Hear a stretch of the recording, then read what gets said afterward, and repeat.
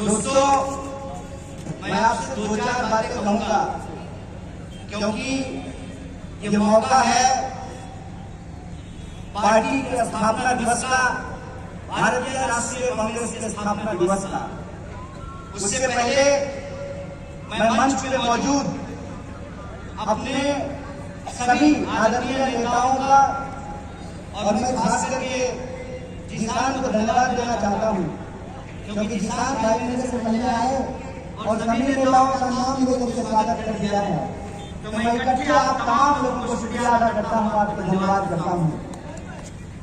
और मैं विशेष रूप से धन्यवाद करना चाहता हूं मुंबई कांग्रेस के हमारे तमाम पदाधिकारियों का कि इस खास मौके पर उन्होंने मुंबई आने का मौका दिया है, क्योंकि हम लोग जब स्कूल में पढ़ते थे तो इतिहास की किताब में पढ़ाया जाता था कि 28 दिसंबर को 1885 में उस समय मुंबई कहा जाता था।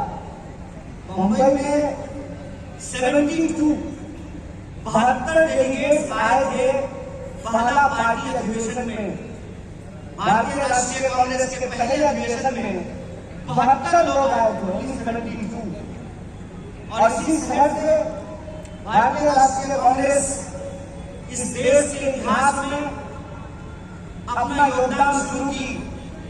और मैं इस बात को दावे के साथ कह सकता हूं कि आधुनिक भारत का आधार अगर कोई पार्टी है तो उस पार्टी का नाम भारतीय राष्ट्रीय कांग्रेस है। आज जब मैं अपने देश भर के जुझारू कार्यकर्ताओं को पार्टी की स्थापना दिवस की, अपने देशवासियों को पार्टी की स्थापना दिवस की बधाइयां दे रहा था, तो मेरा भाजपा का एक दोस्त हमको बोला कि भाई इस पार्टी को तो एओ जून में बनाया था। हमने कहा सुनो ना, तुम्हारे घर में जो बल्ब जलता है ना, उसको भी किसी अंग्रेज बनाया है। मैं एक बात आप लोगों से कहना चाहता हूँ, और ये एक कार्यकर्ताओं को जानने के लिए जरूरी है कि विज्ञान का कोई देश नहीं होता है, ज्ञान का कोई देश नहीं होता है। विज्ञान और देश सार्वभौमिक होता है, वर्ल्ड वाइड होता है। इस बात को याद रखिएगा। और जो 1885 में पार्टी बनी, उस पार्टी को नया स्वरूप और नया कलेवर किसी ने दिया, तो 1920 के बाद उस महान इंसान का नाम महात्मा गांधी है। इस बात को याद रखिएगा। और आज हम जिस भारतीय राष्ट्रीय कांग्रेस का झंडा बुलंद कर रहे हैं, जिसके बारे में हमारे युवा आमदार जिसान ने कहा, वो भारतीय राष्ट्रीय कांग्रेस महात्मा गांधी के विचारों पर चलने वाली कांग्रेस है, जो कहते थे रघुपति राघव राजा राम, पतित पावन सीताराम, ईश्वर अल्लाह तेरो नाम, सबको और हमको गर्व है इस बात का कि 1885 में बनी भारतीय राष्ट्रीय कांग्रेस 1920 में महात्मा गांधी के नेतृत्व में, पंडित जवाहरलाल नेहरू के नेतृत्व में, मौलाना अबुल कलाम आजाद के नेतृत्व में और सरोजिनी नायडू के नेतृत्व में, सरदार वल्लभ भाई पटेल के नेतृत्व में, सुभाष चंद्र बोस के नेतृत्व में वो पार्टी पूर्ण स्वराज का मांग करती है। और वो कहती है आधी अधूरी आजादी नहीं चाहिए, आजादी चाहिए तो पूरी आजादी चाहिए। और हमें गर्व है कि वही भारतीय राष्ट्रीय कांग्रेस 15 अगस्त 1947 को देश को अंग्रेजों से आजाद कराती है। और देश जब अंग्रेजों से आजाद हुआ, पूरा देश जब आजादी का जश्न मना रहा था, उस जश्न के साथ इस देश के लोग रो रहे थे। इस बात को भी याद रखिएगा, इस देश के लोग रो रहे थे, क्योंकि उस वक्त भी वही राजनीति हुई जिस राजनीति को हम 2014 से इस देश में देख रहे हैं। वही राजनीति हुई जो 2014 से आपके व्हाट्सएप पे आ रहा है। एक तरफ मुस्लिम लीग थी और मुस्लिम लीग के नेताओं ने कहा कि दो अलग अलग धर्म के लोग इस देश में एक साथ नहीं रह सकते हैं। दूसरी तरफ हिंदू महासभा थी जिसने कहा कि दो अलग अलग धर्म के लोग साथ में नहीं रह सकते हैं। लेकिन इतिहास याद रखिएगा, और ये शर्म की बात है, तो हिंदू महासभा और मुस्लिम लीग मिलकर के सरकार बनाई थी, इस बात को याद रखिएगा। यह बात आज जब हम पार्टी के स्थापना दिवस मना रहे हैं तो एक एक कार्यकर्ताओं को याद रखने की जरूरत है कि जो आजादी 15 अगस्त 1947 को इस देश को भारतीय राष्ट्रीय कांग्रेस ने दिलाया है, उस आजादी को अगर कोई बचा सकता है, जिस सपने को महात्मा गांधी ने इस देश में देखा है, उस सपने को अगर कोई बचा सकता है तो उस पार्टी का नाम भारतीय राष्ट्रीय कांग्रेस है और उस नेता का नाम राहुल गांधी। इस बात को याद रखिएगा, इस बात को याद रखिएगा।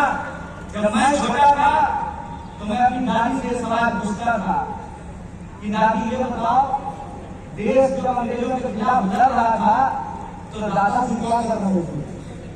तो मेरी दादी कहती थी, बेटा गरीब लोगों के लिए रोजी रोटी प्राप्त करना आजादी प्राप्त करने से कम नहीं होता है। इस बात को याद रखना।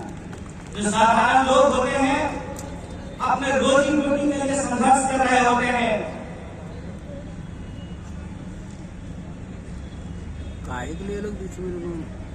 अपने रोजी रोटी के लिए संघर्ष कर रहे होते हैं, लेकिन देश जब परिवर्तन की ओर उन्मुख हो, देश में जब कोई बदलाव हो रहा हो तो उस बदलाव में शामिल होना सौभाग्य की बात होती है। मैं अपने सेवा दल के कुछ साथियों को यहाँ खड़ा देख रहा हूँ। आप लोग भारत जोड़ो यात्रा में शामिल हुए हैं। यह सिर्फ वर्तमान की बात नहीं है, यह इतिहास है और यह इस देश का भविष्य तय करने वाला है। इस बात को याद रखिएगा। इस बात में कोई दो राय नहीं है कि दो तरह के विचार के लोग इस देश में रह रहे हैं। एक वो है जो इंसान को आपस में बांटना चाहते हैं, एक वो है जो नफरत की भाषा बोल रहे हैं, एक वो है जो इंसान को आपस में उनकी पहचान के आधार पर लड़ा रहे हैं, एक वो है जो इस देश के लोगों का रोजी रोटी छीन करके अपने दोस्तों की तिजोरियों में भर रहे हैं। दूसरी तरफ भारतीय राष्ट्रीय कांग्रेस है जिसको इस देश के लोगों को जोड़ करके रखना है, उनके बीच में मोहब्बत का पैगाम और संदेशा लेकर के जाना है, उनको इस बात को इंश्योर करना है कि इस देश के भीतर सबके लिए रोजी रोटी का इंतजाम होगा। यह देश सबका है, सिर्फ प्रधानमंत्री के दोस्त का नहीं है। इस बात का हमको संघर्ष करना पड़ेगा। इसीलिए जब आज हमारे सामने दो तरह के विचार है, एक तरफ वो लोग हैं जो नफरत की भाषा बोल रहे हैं, तो दूसरी तरफ हम तमाम लोगों को मोहब्बत की भाषा बोलनी पड़ेगी। एक तरफ वो लोग हैं जो दंगा फैलाने की बात कर रहे हैं, हिंसा करने की बात कर रहे हैं, तो हमको आपस में मिलजुल करके एकजुट होकर के रहने की जरूरत है। और आप लोगों ने देखा होगा, एक सांसद है भोपाल की, सुना है नहीं सुना है? हाँ। तो साध्वी नहीं बोलता हूँ, क्योंकि साध्वी की भाषा में ना हिंसा नहीं होती है। जो सन्यासी होता है वो नफरत की बात नहीं करता है, जो सन्यासी होगा वो नफरत की बात नहीं करेगा, और जो नफरत की बात करेगा वो सन्यासी नहीं हो सकता है। इस बात को याद रखिएगा। तो वो जो सांसद है उन्होंने हिंसा की बात की, तो मुझे इसमें ना एक जो है साजिश दिखाई देता है। साजिश जानते हैं क्या है? वो सांसद महोदया एक्चुअली जया शाह के पापा का मजाक उड़ा रहे थे। जया शाह के पापा का मजाक कैसे उड़ा रहे थे? देश का गृह मंत्री कौन है? अमित शाह है ना। तो कानून व्यवस्था का पालन करना किसका काम है? अमित शाह का। तो साध्वी ये कह रही थी कि अमित शाह निकम्मा है, इसीलिए अपने घर में चाकू तेज कर ली, यही कह रही थी ना। उस बयान का यह भी मतलब निकाला जा सकता है कि आप इस देश के बहुसंख्यकों को डरा रहे हैं और आप ये बता रहे हैं कि जया शाह का पप्पा किसी काम का नहीं है, इसीलिए अपने घर में चाकू तेज कर लीजिए। यह बात आपको ठीक लगती है? यहाँ पुलिस के लोग वर्दी पहन करके खड़े हैं, क्या मैडम हम लोग चाकू तेज कर रहे हैं, आप लोग क्या कीजिएगा? उत्तर प्रदेश पुलिस की तरह मुंह से खाई कीजिएगा? क्या कीजिएगा बताइए? बताइए इस देश की सिक्योरिटी फोर्सेस क्या करेगी? बताइए इस देश की पुलिस क्या करेगी? बताइए इस देश की न्यायपालिका क्या करेगी? बताइए इस देश की अदालतों में क्या होगा? बताइए इस देश में कानून व्यवस्था का क्या होगा? अगर हमको अपने घर में चाकू तेज करना है तो फिर गृह मंत्री किस लिए? अपने बेटा को किसी जगह सेक्रेटरी बनाने के लिए? किस लिए गृह मंत्री, किसकी है रक्षा मंत्री? इस सवाल को अपने मन में पूछिए, और इस सवाल को जब आप अपने मन में पूछेंगे तब आपको समझ में आएगा कि ये नफरत की भाषा क्यों बोली जाती है। ये नफरत की भाषा इसलिए बोली जाती है ताकि हम आपस में लड़ने लगे, और जब हम आपस में लड़ने लगेंगे तो हमारा रेलवे बेच करके अपने दोस्त की तिजोरी में साहब पहुंचा देंगे। साहब ने कहा कि हम ट्रेन के डब्बे में चाय बेचते हैं। गुरु, हम आपको चाय बेचते हुए तो नहीं देखेंगे, लेकिन रेलवे बेचते हुए आपको देखते हैं। गुरु, हम आपको चाय बेचते हुए तो नहीं देखेंगे, लेकिन BSNL बेचते हुए देखेंगे। गुरु, हम आपको चाय बेचते हुए नहीं देखे हैं, लेकिन LIC बेचते हुए देख रहे हैं। देख रहे हैं, नहीं देख रहे हैं? सही बात है। और अगर कोई चाय बेचने वाला होता तो दूध का दाम बढ़ाता क्या? नहीं। मैं मोदी जी की तरफ पूछूं क्या? पूछो पूछो। अगर कोई चाय बेचने वाला देश का प्रधानमंत्री होता तो जब नया साल आने वाला है तो 2 रुपया दूध महंगा किया जाता क्या? नहीं। दूध से इनका नाता नहीं है, चीनियों से जरूर है। सही बात है, सही बात है। दूध से नाता हो ना हो, चीनी से जरूर है। और ये बात मैं क्यों बोल रहा हूँ? पहली बार ऐसा हुआ है कि कोई हमारे यहाँ आ गया, गलत किया, पूरी तरीके से भारतीय राष्ट्रीय कांग्रेस चाइना का विरोध करती है, उसकी निंदा करती है कि चाइना को कोई अधिकार नहीं है तो हमारी सीमा में घुसे, और अगर घुसेंगे तो हमको अपने देश के जवानों पे भरोसा है। हमारे घर में लोग फौज की नौकरी करते हैं, इसीलिए हमको पता है। अरे जूता नहीं भी होगा ना तो हौसलों से उनका मुकाबला करेंगे, ये बात हम जानते हैं। सही बात है। लेकिन कुछ निकम्मे लोग हैं कि बड़ी चालाकी से पर्दी के पीछे छुप जाते हैं। कभी पर्दी को बदनाम कर देते हैं, कभी पर्दी के पीछे छुप जाते हैं। जब प्रज्ञा बोल रही थी चाकू तेज कर लीजिए, तब पर्दी को बदनाम कर रही थी, पुलिस वालों का मजाक उड़ा रही थी, और जब सरकार से सवाल पूछा गया तो पर्दी के पीछे छुप गए।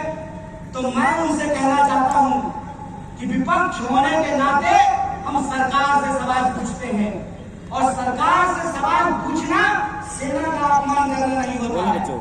सरकार ये जवाब दे कि प्रधानमंत्री जब कहते हैं कि ना कोई आया था ना कोई आया है तो हमारे जवान घायल कैसे हुए, इस सवाल का जवाब रक्षा मंत्री को देना चाहिए। दोस्तों, हम एक गंभीर परिस्थिति से गुजर रहे हैं, इसीलिए भारतीय राष्ट्रीय कांग्रेस जिस तरीके से मजबूत विपक्ष की भूमिका निभा रही है, हमारे एक एक कार्यकर्ताओं को इस देश के एक एक घर तक पहुंचना पड़ेगा, और जो हमारी विचारधारा है, वैष्णव जनते तेरे कहिए पीर पड़ाई जाए। वैष्णव होने का मतलब होता है दूसरे के दुख दर्द में शामिल होना। और आज इस देश का दुख दर्द क्या है? दुख दर्द ये है कि GST और नोटबंदी के चलते इस देश के व्यापार को तबाह कर दिया गया।